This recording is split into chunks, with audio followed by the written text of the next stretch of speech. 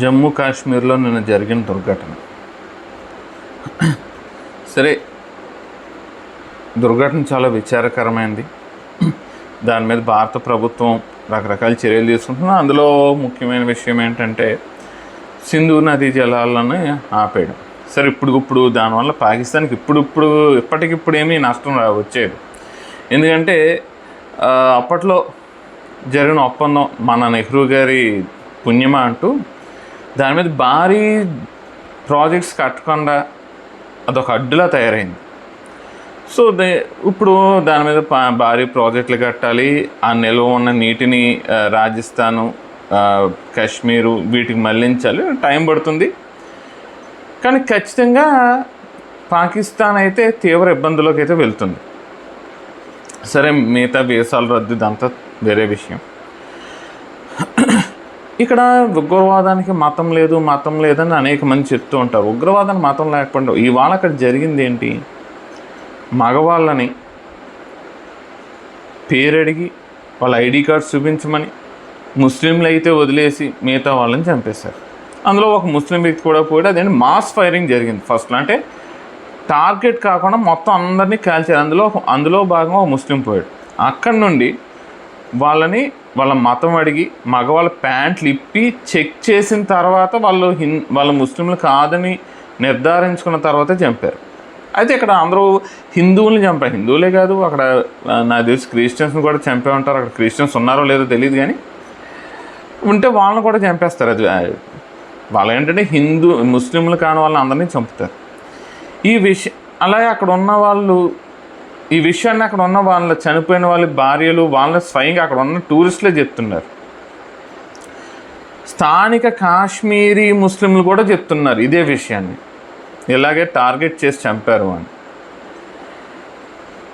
విషయం ఏంటంటే పూజా జాదవ్ అని ఒక మహానుభావురాలు, ఆవిడ నిన్నటి నుంచి ఒక వీడియోని కాంగ్రెస్ కమ్యూనిస్టులు ఈ కూటమి విపరీతంగా వైరల్ చేస్తుంది. ఏంటంట, కాశ్మీర్లో ఉగ్రవాదులు చంపిన హిందువుల్ని కాదు భారతీయుల్ని చంపారు అని ఒక వీడియో చేసింది. దాన్ని విపరీతంగా వైరల్ చేస్తున్నారు. ఎందుకంటే హిందువుల్లో మార్పు వచ్చేస్తుంది. హిందువులందరూ కూడా ఒక ఐక్యత వస్తుంది అని, అలా ఒక ఐక్యత వచ్చింది అంటే వీళ్ళందరూ ఏకమైపోతారు. వీళ్ళందరూ ఏకమైపోతే మన ఆటలు సాగని కాంగ్రెస్ కమ్యూనిస్టులు వీళ్ళందరూ ఈ వీడియోని విపరీతంగా వైరల్ చేస్తున్నారు. అక్కడ చనిపోయిన వాడి భార్య వాళ్ళ పిల్లలు స్పష్టంగా చెప్తున్నారు. అక్కడున్న స్థానికంగా చూసిన పర్యాటకులు చెప్తున్నారు. అక్కడ స్థానికంగా ఉన్న కాశ్మీరీ ప్రజలు చెప్తున్నారు వీళ్ళు కావాలని ముస్లిమేతలను టార్గెట్ చేసి చంపారు అని. ఇంకో విషయం ఏంటంటే, ఎందుకు మరి ఆడవాళ్ళని పిల్లల్ని వదిలేస్తారంటే, ఆడవాళ్ళని పిల్లల్ని వదిలేయడానికి వాళ్ళు ఏమీ సైనికులు కాదు, ఉగ్రవాదులు.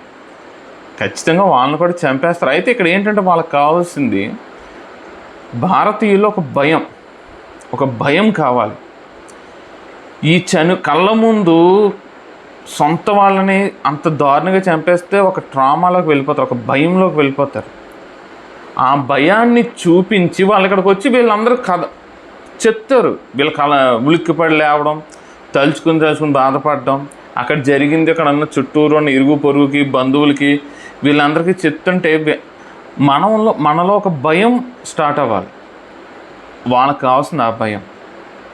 ఇప్పుడు ఎందుకు కాశ్మీర్లో చేశారు అంటే, కాశ్మీరు అభివృద్ధి చెందడం వాళ్ళకి ఇష్టం లేదు. ఎందుకంటే ఆర్టికల్ 370 రద్దు చేసిన తర్వాత అక్కడ అనేక విధాలైన ప్రభుత్వ కార్యక్రమాలు, అభివృద్ధి కార్యక్రమాలు జరుగుతున్నాయి. మౌలిక వసతులు అంటే రోడ్లు, డ్యామ్లు, బ్రిడ్జ్లు, కాలువలు, ఏదో ఒక కార్యక్రమం జరుగుతుంది. అక్కడ ఉన్న వాళ్ళకి ఉపాధి జరుగుతుంది. కొన్ని లక్షల ఎకరాలని అక్కడున్న పీడీపీ పార్టీ కానీ, నేషనల్ కాన్ఫరెన్స్ కానీ, కమ్యూనిస్ట్ పార్టీలు కానీ, కాంగ్రెస్ పార్టీ కానీ కొన్ని లక్షల ఎకరాలని వీళ్ళ గుప్పెట్లో పెట్టుకున్నారు. అంటే భూములు గల రైతులు వేరు, వాళ్ళ పేర్ల మీద బ్యాంకుల్లో లోన్లు తెచ్చుకుని వీళ్ళు అనుభవిస్తూ, ఆ భూమి ఎవరి పేరు మీద అయితే ఉందో వాళ్ళని అదే భూమిలో కూలోళ్ళుగా వీళ్ళు పెట్టుకున్నారు. అంటే వాళ్ళ పేరు మీద ఆ భూమి ఉందన్న విషయం స్థానిక రైతులకు తెలియదు. ఇది జరుగుతుంది. ఇప్పుడు ఆర్టికల్ 370 రద్దు చేసిన తర్వాత ఆ భూములు ఎవరెవరనేది చూసుకుని వాళ్ళ భూములన్నీ తిరిగి ఆ రైతులకి అప్పచెప్పారు. ఈ రాజకీయ పార్టీలు రాజకీయ నాయకుల చేతిలో ఉన్న భూములన్నీ లాక్కుని స్థానికంగా ఉన్న రైతులకి అప్పచెప్పారు. అలాగే విపరీతంగా పర్యాటక రంగం బాగా అభివృద్ధి చెందుతుంది. దాంతో అక్కడ ప్రజల్లో మార్పు వచ్చింది. 70 ఏళ్ల నుండి వాళ్ళకు ఉపాధి లేదు, ఇవాళ ఉపాధి దొరికింది. 5,000 నోట్లోకి వెళ్తున్నాయి, వాళ్ళకి 3 పూట్ల తిండి దొరుకుతుంది. ఏ గొడవలు లేకుండా వాళ్ళ పిల్లలు హ్యాపీగా స్కూల్కి వెళ్తున్నారు, చదువుకుంటున్నారు. సో ఇది ఎప్పుడైతే జరిగిందో అక్కడ కాశ్మీర్లో ఉన్న ప్రజల్లో మార్పు వచ్చింది.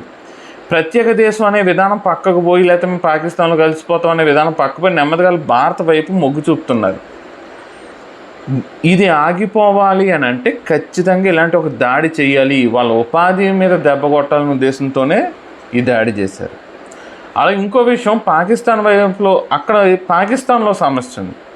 ఎందుకంటే ఓ పక్క నుంచి తాలిబాన్లు, ఓ పక్క నుంచి బలూచిస్తాన్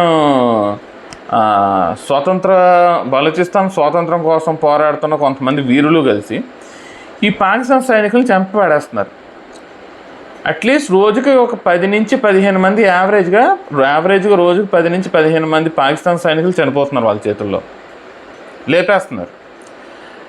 తాలిబాన్లు అయితే కొంత పాకిస్తాన్ భూభాగాన్ని, ఖైబర్ పఖ్తూన్ఖ్వాలోని కొంత భూభాగాన్ని కూడా వాళ్ళు ఆక్రమించుకున్నారు. ఇప్పటి వరకు సైన్యం అంటే పెద్ద హీరోలుగా ఫోజులు కొట్టిన పాకిస్తాన్ సైన్యం వాళ్ళ దేశంలో సైన్యం లేకపోతే మనం ఏంటి అనే ఒక భయాన్ని క్రియేట్ చేసేసి వీళ్ళతో పెద్ద హీరోలో ఫోజులు కొట్టారు. ఓ పక్క నుంచి పాకిస్తాన్ ఓ పక్క నుంచి తాలిబాన్లు లేపేస్తున్నారు, ఓ పక్క నుంచి బలూచిస్తాన్ వాళ్ళు లేపేస్తున్నారు, ఓ పక్కన పాకిస్తాన్ భూభాగాన్ని ఏమో వాళ్ళు ఆక్రమించేసుకున్నారు తాలిబాన్లు. 2,500 మంది సైనికులు రాజీనామాలు చేసి పారిపోయారు.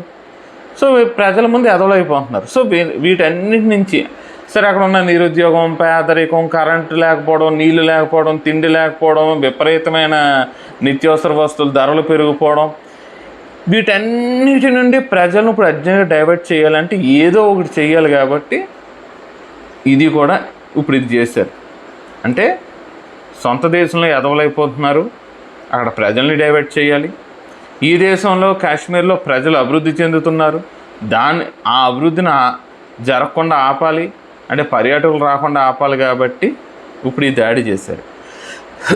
ఇక ప్రజలకి ఇది సందర్భమో కాదో నాకు తెలియదు, కానీ నేను చెప్పాలనుకున్న ఒక మాట చెప్తున్నా.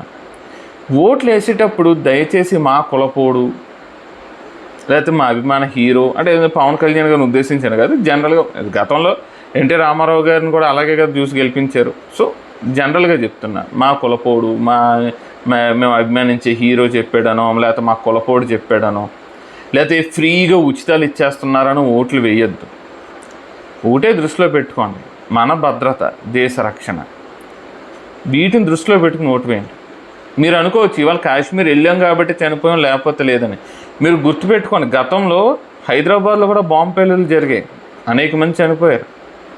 మన వాళ్ళు ఎంతోమంది హైదరాబాద్లో ఇవాళ ఆంధ్రప్రదేశ్, తెలంగాణకు సంబంధించి ఈ 2 రాష్ట్రాల్లో ఉన్న ప్రతి ఊరు నుంచి ఖచ్చితంగా కూలి పని చేసుకునేవాడు దగ్గర నుంచి సాఫ్ట్వేర్ ఇంజనీరు, అక్కడ చదువుకోవడానికి స్టూడెంట్స్, వ్యాపారస్తులు, మన వాళ్ళు అనేక మంది ఇవాళ హైదరాబాద్లో ఉంటున్నారు.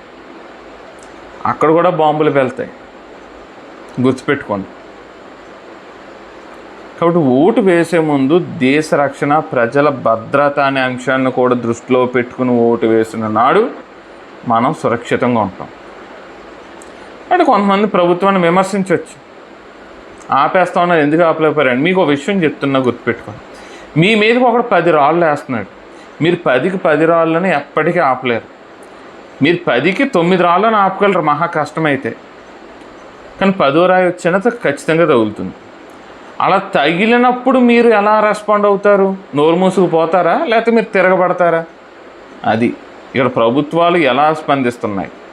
వీలైన ఎన్నో దాడులు ఆపింది ప్రభుత్వం, మన సైనికులు, ఇంటెలిజెన్స్, ఎన్ఐఏ వచ్చాక ఎన్నో దాడులు ఆపింది. తమిళనాడులోనూ గుడి దగ్గర కారులో బాంబు పెట్టి పేలిస్తే అది ఏమి లేదు, కారులో ఉన్న సిలిండర్ పేలింది అంతే అని కేసుని డైవర్ట్ చేయడం చూసింది స్టాలిన్ ప్రభుత్వం. స్టాలిన్ అదే చూశాడు. అయితే అక్కడ ఉన్న భారతీయ జనతా పార్టీ ప్రెసిడెంట్ అన్నామలై అని ఐపీఎస్ ఆఫీసర్. అక్కడికి వెళ్ళి చూస్తే అక్కడ ఉన్న పరిస్థితిని బట్టి ఇది ఖచ్చితంగా బాంబు దాడి అని కొన్ని ఆధారాలు సేకరించి కంప్లైంట్ చేస్తే అప్పుడు అది బాంబు దాడి అని ఒప్పుకుంది ప్రభుత్వం, తమిళనాడు ప్రభుత్వం. స్టాలిన్ అప్పుడు ఒప్పుకున్నాడు, తమిళనాడు ముఖ్యమంత్రి. సో చూశారు కదా ఎంత దారుణంగా ఒక ఉగ్రవాది గుడి దగ్గరకు తీసుకొచ్చి ఒక బాంబు పేలిస్తే అది బాంబు కాదు, జస్ట్ సిలిండర్ పేలింది అని కేసుని మూసేయడానికి ప్రయత్నం చేశారు. అంటే వీళ్ళు మన రక్షణ కోసం మాత్రం ఆలోచించారు. మన రక్షణ కోసం మనమే ఆలోచించుకోవాలి. ఎవడైతే మన రక్షణ కల్పిస్తాడో వాడికి ఓటు వేయాలి. మళ్ళీ చెప్తున్నాను, అన్ని దాడులను ఆపడం సాధ్యం కాకపోవచ్చు, కానీ 199 దాడులను మనం ఆపుతున్నాం. ఆ ఒక్క దాడికి మనం గురవుతున్నాం. గురైనప్పుడు మా ప్రభుత్వం ఎలా స్పందిస్తుంది అనేది మనం చూసుకోగలిగిన నాడు, అది అలా చూసుకుని ఓటేయగలిగిన నాడే మనం సురక్షితంగా ఉంటాం. ఇవాళ కాశ్మీర్లో జరిగింది అనుకోకండి, హైదరాబాద్లో గతంలో జరిగిన విషయాలు మర్చిపోకండి. మన వాళ్ళు ఎవరో ఒకరు హైదరాబాద్లో ఉంటున్నారు, ఆ విషయం మర్చిపోకండి. అది హైదరాబాద్కే పరిమితం అవుతుందని కూడా అనుకోకండి. ఎంతోమంది ఉగ్రవాదులు ఇవాళ విశాఖపట్నంలో కూడా గతంలో అనేక మంది ఉగ్రవాదుల్ని అరెస్ట్ చేసిన సందర్భాలు ఉన్నాయి. రాజమండ్రిలో కూడా ఒక ఉగ్రవాదులను అరెస్ట్ చేసిన సందర్భాలు ఉన్నాయి.